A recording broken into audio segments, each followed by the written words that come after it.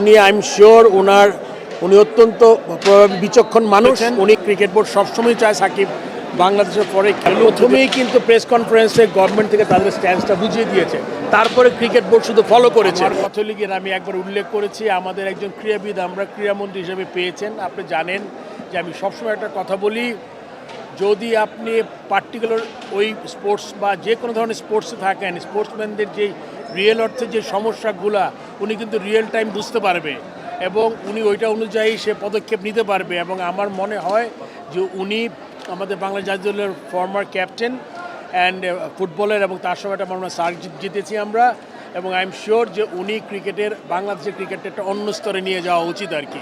সাকিবের ব্যাপারটা কিন্তু এটা চলমান ছিল, এমন না যে আজকেই কথা উঠেছে। এটা আমি যখন প্রেসিডেন্ট ছিলাম, আমি প্রেসিডেন্ট হওয়ার 2 মাস পর থেকে আমরা, আপনি জানেন 3-4 মাস পর থেকে যখন আমরা হোম সিরিজ খেলছিলাম সাউথ আফ্রিকার সাথে, তখন থেকে আমি চেষ্টা করছিলাম যে কোনো কারণে এই জিনিসটা ঘটে নাই, বাট ঘটে নাই দিকে ঘটবে না আগামীতে এটাও বলা যাবে না।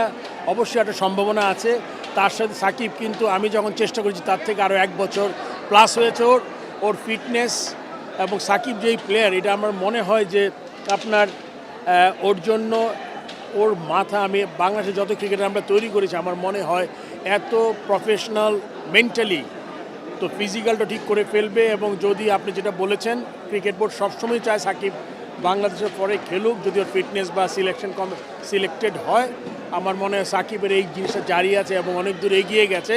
আমার মনে হয় এটা আপনারা খুব শীঘ্রই একটা হয়তো সংবাদ পাবেন। বাট আবার একটা কথা বলে রাখি, ক্রিকেট বোর্ডের জন্য যতটুকু পার্ট সাকিবের ফিটনেস দেখে তাকে সিলেক্ট করা ক্রিকেট বোর্ডের পার্ট, বাট তার অন্য যে জিনিসগুলো আছে এটা ক্রিকেট বোর্ডের হাতে নেই। ওই জিনিসটা সরকারের চেষ্টা করতে হবে। ক্রিকেট বোর্ড অবশ্যই চায়, আমি বললাম তো এটা আমি চেয়েছি 1 বছর ধরে, এখনও ক্রিকেট বোর্ড চায় যদি সে আসে, সে আমাদের জন্য একটা asset, he is a brand. আমার মনে হয় এখনও তার ওইটা দেওয়ার ক্ষমতা আছে। অবশ্যই সিলেক্টরদের ব্যাপার। তারপর আমি বলবো যে আমি আমার ফর্মার প্লেয়ার ক্যাপ্টেন হিসেবে আমি যতটুকু বুঝি সে এখন আপনি যদি প্রথম প্রেস কনফারেন্সটা দেখেন, আপনারা যদি মনে করতে পারেন যে প্রথম যে প্রেস কনফারেন্সে আপনার মুস্তাফিজের জন্য যে ঘটনাটা ঘটেছিল এবং তারপর ওর প্রেক্ষিতে যেসব থ্রেট এসেছিল, গভর্নমেন্ট প্রথমেই কিন্তু প্রেস কনফারেন্সে গভর্নমেন্ট থেকে তাদের স্ট্যান্সটা বুঝিয়ে দিয়েছে, তারপরে ক্রিকেট বোর্ড শুধু ফলো করেছে। মাননীয় প্রতিমন্ত্রী যুব ক্রীড়া মন্ত্রণালয়, উনি একজন ফর্মার ক্যাপ্টেন, আমি বলেছি আগে।